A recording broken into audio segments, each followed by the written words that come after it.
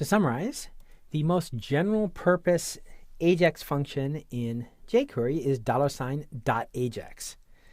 You supply an anonymous object, don't forget those curly braces, with at least two properties.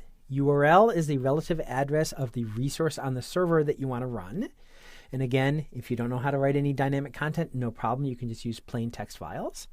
And success is the JavaScript function that you wrote to which the contents of that address will be passed.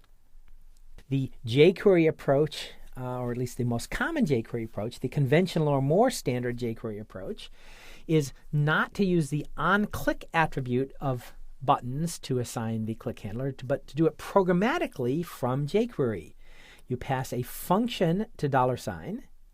That function runs after the page is loaded, or technically after the DOM is loaded, and that function assigns a click handler. And the click handler that you supply is usually a function that you wrote that invokes the process above.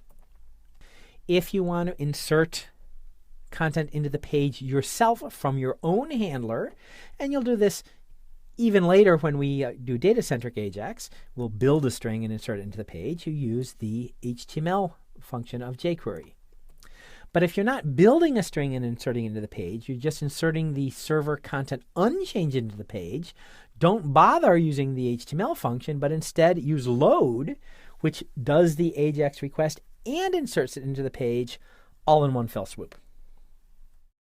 Practice is always important, but this was a more difficult section than most, so practice is doubly important here.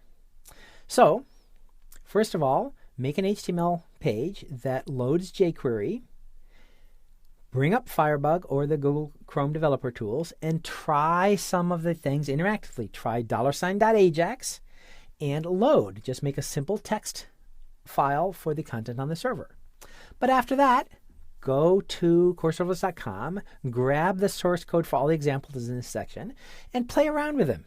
Experiment, modify them a little, add some functionality, have it do an additional task, and so forth.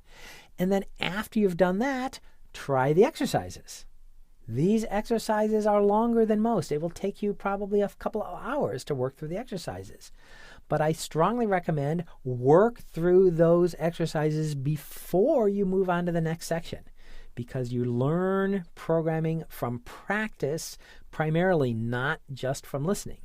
And once you've done the exercises, you can compare your solutions to the solutions I have posted on the website.